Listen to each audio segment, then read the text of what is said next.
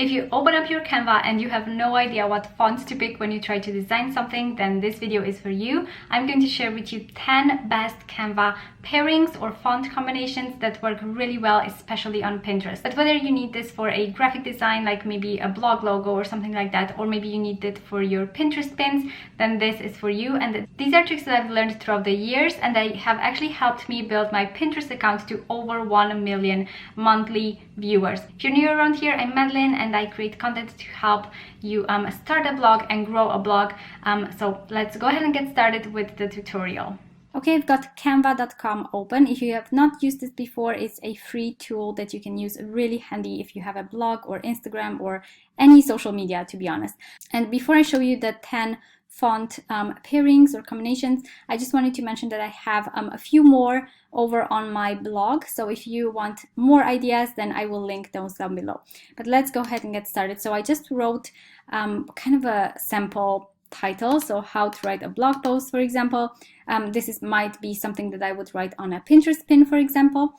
So let's go ahead and get started with the first font pairing. So firstly, I'm going to select this one, and let's go into the fonts, and I'm going to say Open Sans, and I'm going to pick the extra bold one for this.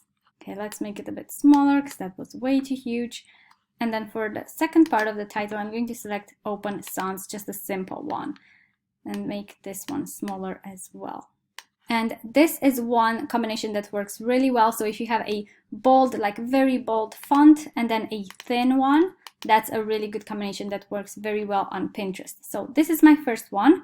Moving into the second one, let's select the first part here.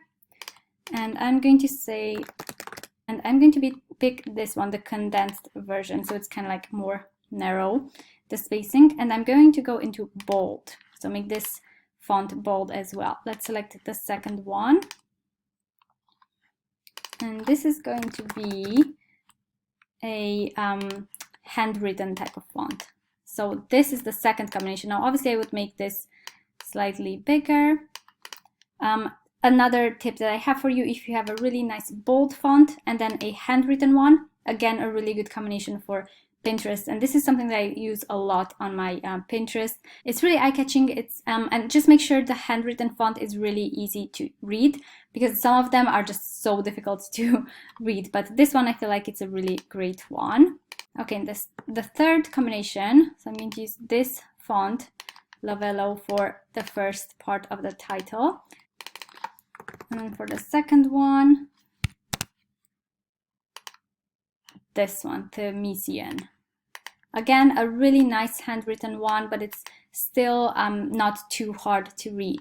So this is another great combination. Again, we've got a bold font and a handwritten one. Okay, for number 4, I'm going to select League Spartan for the first part of the font. This is a really good bold one.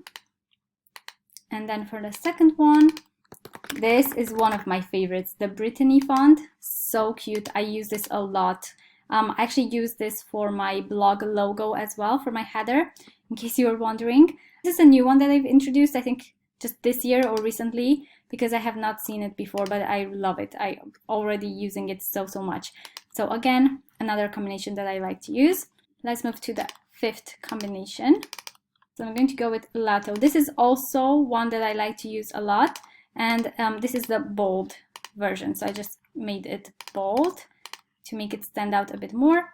And then I'm going to combine it with Moon Time, this one.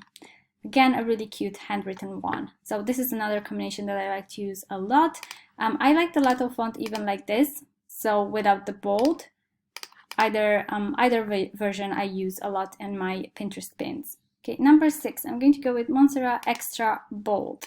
Again, a really, let's deselect this, a really, you know, kind of eye-catching font. And then for this one, I'm going to go with Lato for the second part. And another combination, again, bold and a thin font. This works really well too. Okay, number 7, I'm going to use Nord Bold for the first part. A really cute font as well, kind of a clean lines. And then for the second one, let's go with Jonathan. This is a handwritten one, a bit more I would say don't put too many words in the handwritten fonts, because otherwise, again, it gets quite difficult to read. But if you just have a couple of words, then it works really well. So again, another good combination. Number 8, I'm going to go with railway for the first part, and I'm going to make it bold. And the second one is going to be this one. Okay, I would make this a bit smaller just to kind of match a bit better. So that would be my 8th combination: railway, bold, and Selma. Number 9, I'm going to go with Roboto, but not the condensed version, just a regular one. I'm going to, it was already bold, but I'm going to pick the bold one here. And then for this part, I'm gonna go with Brittany again, just because I really like this combo. Really sleek. I think it works so well together. And then the final one, let's go with Oswald. This is a font that I use a lot in all of my graphics. So I'm gonna go with Oswald, and I'm going to make it bold. It was already bold, but you know what I mean. And then for this one, I'm going to go with Oregano. Cute font name.